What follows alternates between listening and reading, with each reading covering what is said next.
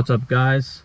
Welcome back to Yai's Garage, back again with another video. And today's video is going to be a bit different from my previous few videos because I'm still waiting on some car parts to come in, but I still wanted to make a video because we're trying to get to that 1,000 subscribers.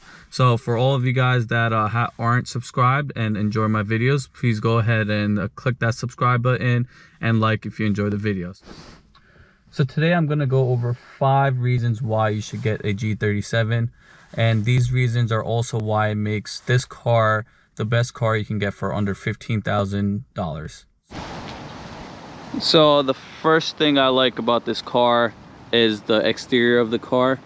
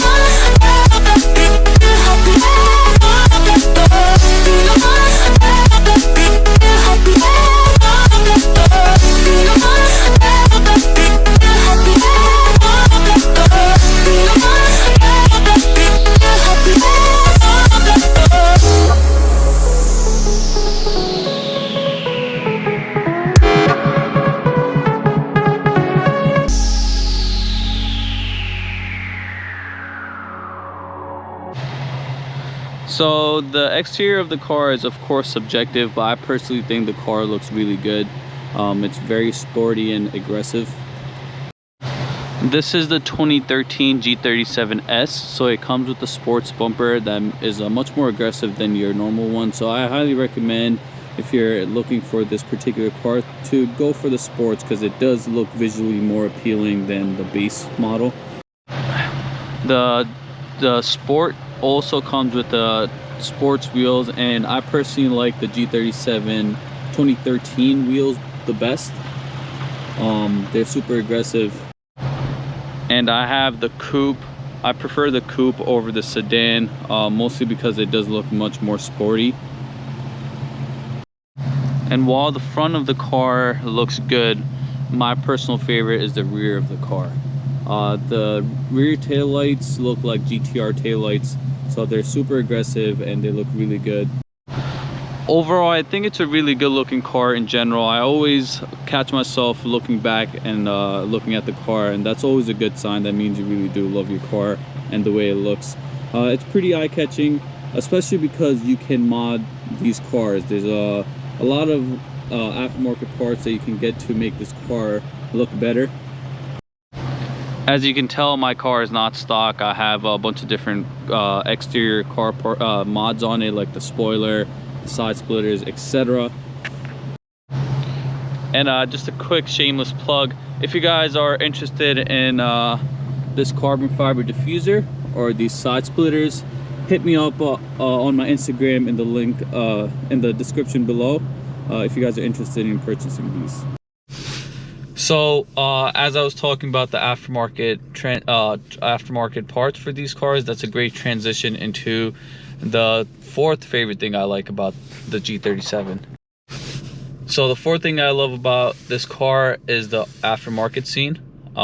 As I mentioned before, there's a bunch of car parts they can get in the aftermarket for these cars. There's a ton of mods you can get for the exterior of the car, as well as power mods.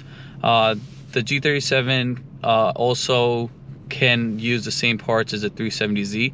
So there's a plethora of car parts out there in the aftermarket for all different price ranges. So it is very affordable to mod these cars as well. So that's a big thing that I love about this car, that you can actually make it your own by buying a bunch of different car parts and a bunch of different options to choose from. And what comes along with the big aftermarket scene is the fact that there's a big VQ community. So these cars, it's not just the G37, they also have the previous versions of G35 as well as the 350Z and the G37. They're all in the same family of cars, and there's a big community of car enthusiasts just like me and just like you guys. Even if you're not a car enthusiast yet, if you do purchase a car like this, you'll definitely get involved in the scene. So the third favorite thing I like about this car is the engine. This is the VQ37. It's a 3.7 liter naturally aspirated V6. It makes 330 brake horsepower.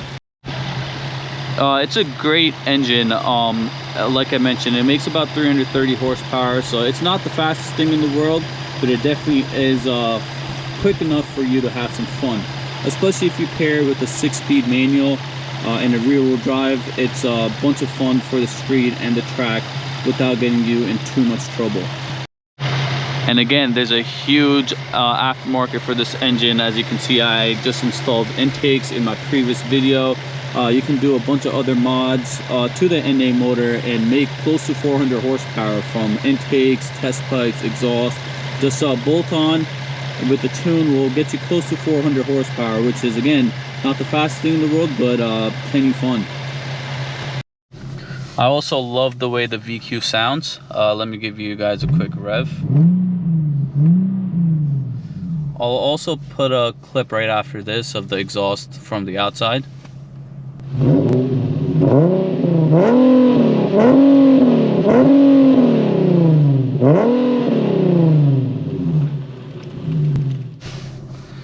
I really like the linear power band of the NA VQ.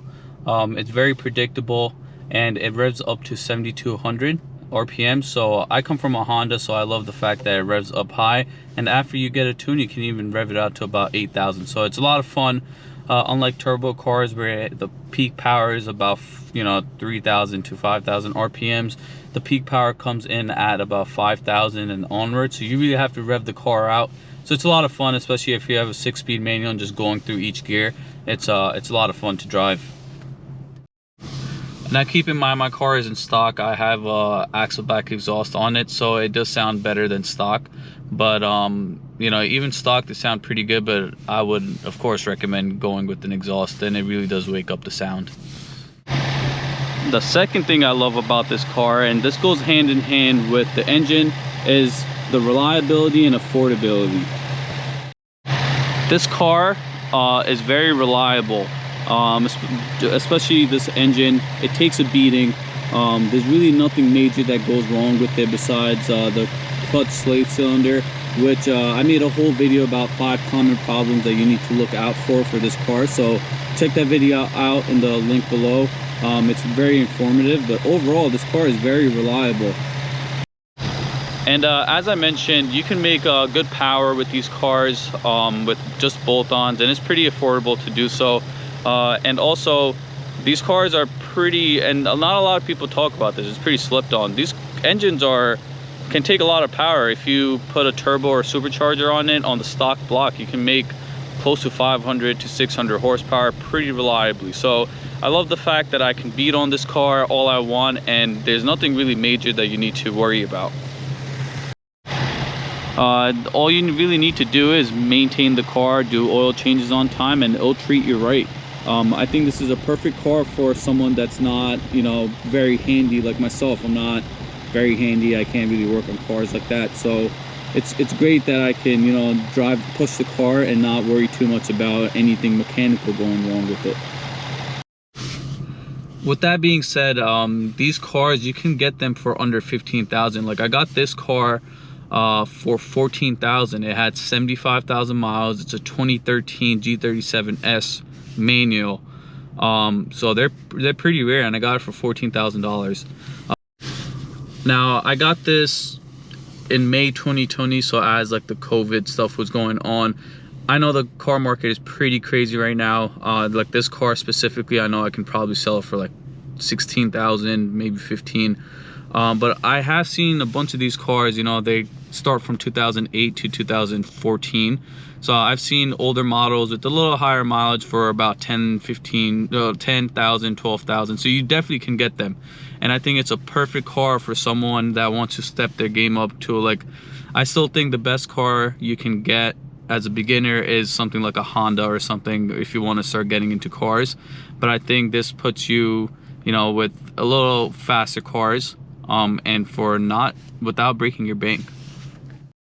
And last but not least, the number one best thing I love about this car and why you should get this car, and this might come as a surprise to many of you guys from all the good things about this car. My favorite thing about this car is the interior.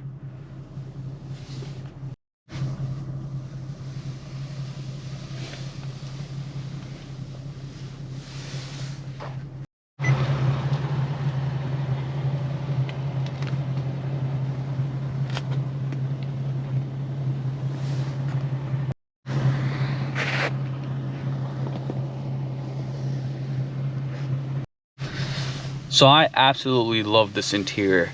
It comes with leather. The leather is very high quality. The seats are like bucket style, but they're still pretty comfortable and snug. So you can definitely drive the car fast without moving around. A lot of people don't like the stainless steel look, but I think Infiniti did this on purpose because it does make it look much more premium. Now guys, keep in mind this car is a 2013, so it's almost 8 years old, but the interior does not look outdated whatsoever. I think it still looks relatively new and modern. So when you are driving this, you won't feel like you're sitting in an 8-year-old car. At nighttime, these knobs have like a purple light in it, so it looks really cool at night. And the biggest thing that I love about this car, and probably the main reason I got this car over a 370Z, is because it has 2 seats in the back. You can easily fit 2 people in the back that are about 5'8" to 5'10". If you're 5'10", it might be a bit uncomfortable, but like anyone average height or a little taller can easily fit in the back and be comfortable. This is my daily driver, so it's really important for me to have 4 seats, but I also wanted a coupe. So this is, I think, one of the best options you can go for under 15 grand. And one last thing I want to say about the interior, which I don't see a lot of people talking about a lot, and what I genuinely absolutely love about this car are the speakers. So this car comes equipped with the Bose speakers. There's about, I think from my count, 7 speakers inside this car. And I'm a big music guy. I love listening to music, and I really do like good sounding speakers. It enhances the experience by so much. I'm not no audiophile, but I do like speakers sounding good, and I was so impressed with these speakers. A lot of people say that Bose have no highs, have no lows, whatever it is, but I personally am very impressed with these speakers. The bass is really good. It's not too overpowering, but it still packs a punch, and the music gets pretty loud. I like listening to music really loud, so I like that. I'm gonna try playing some non-copyright music real quick so you guys can hear it. Of course, the camera's not gonna pick it up the best, but I just wanna give you guys an idea of how good they sound.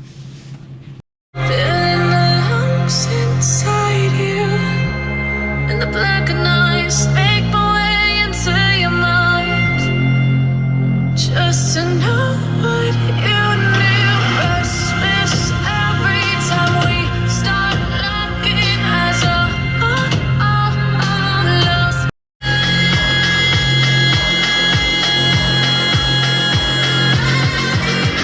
The darkness take control.